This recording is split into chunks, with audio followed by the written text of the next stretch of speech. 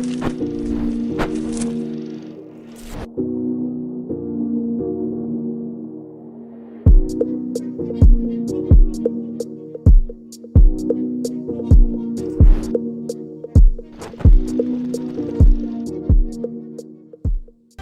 عليكم جمهور المولودية، مرحبا بكم في حصاد الأسبوع عبر صفحة صوت العميد. حصادنا لهذا الأسبوع ارتأينا أن تكون بدايته وقفة تنديد واستنكار لما وصل إليه فريق الذكور لفرع كرة اليد. فالنتائج الكارثية وسقوط أحد الفرق العالمية والأكثر تتويجا إلى جحيم القسم الثاني يدفعنا اليوم لمطالبة كل القائمين على فرع كرة اليد وجميع أعضاء النادي الهاوي بالرحيل، ونحن هنا نخص بالذكر كل واحد باسمه ومنصبه ومهما كان تاريخه. والوضع الكارثي الذي يتخبط فيه صاحب 29 لقب قهري يجعلنا اليوم نتخوف مما هو قادم في النادي الهاوي لمولودية الجزائر. والأكيد للخروج من النفق وإعادة هيبة المولودية في الرياضة الوطنية لا يكون إلا بمنح الجيل الحالي فرصة لخدمة نادي الشعب.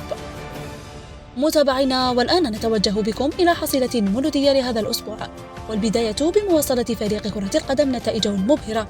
وضحية هذه المرة كان اتحاد خنشلة بملعب هذا الأخير لحساب الثمن النهائي من السيدة الكأس بنتيجة 2-0 تداول على تسجيلهم كل من بليلي وبيزيد. يذكر أن المواجهة جرت في أجواء رياضية كبيرة تعكس طيبة وكرم السيسكاوا وكل أهلنا بخنشلة. وبعد هذا التأهل ستواجه المولودية في الدور القادم وداد تلمسان بملعب 5 جبيدية، في الوقت الذي أصبح الكل في المولودية يحلم بتحقيق ثنائية البطولة والكأس. تمكن أشبال باتريس بوميل من إضافة 3 نقاط إضافية في الرصيد بعد الفوز على الاتحاد السوفي بثلاثية نظيفة تداول عليها كل من مرزوقي، زوغرانا وروماريك وتارا.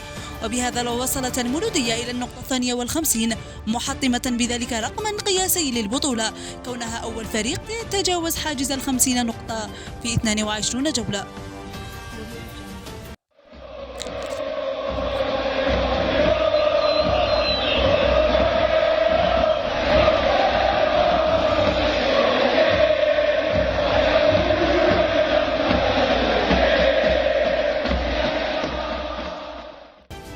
أما في كرة اليد فكما ذكرنا في البداية فريق الرجال ضيع تقريبا كل حظوظه في ضمان البقاء بعد الهزيمة أمام شباب البرج بنتيجة 29 مقابل 22.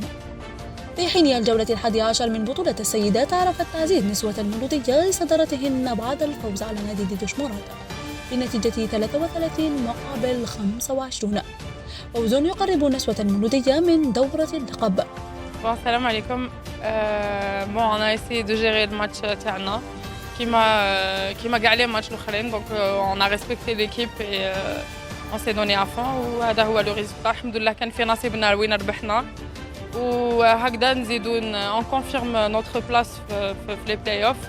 donc هكذا on essaie de gérer match par match et ان شاء الله on fera كاع لو possible تاعنا باش نعاودو نرجعو مولودية البلاصه.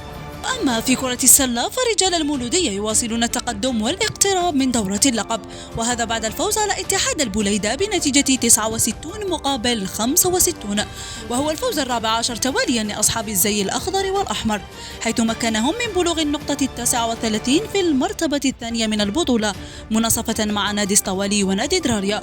يذكر أن 6 الأوائل يتأهلون إلى دورة اللقب.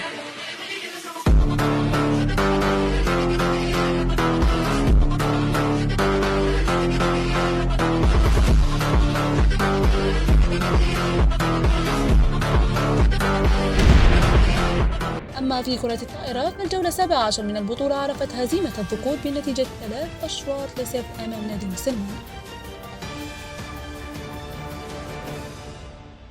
أما عند الإناث فشهد هذا الأسبوع إقصاء نسوة المولودية من ربع نهائي الكأس أمام نادي بجاية بعد الهزيمة بنتيجة 3 أشواط شوطا.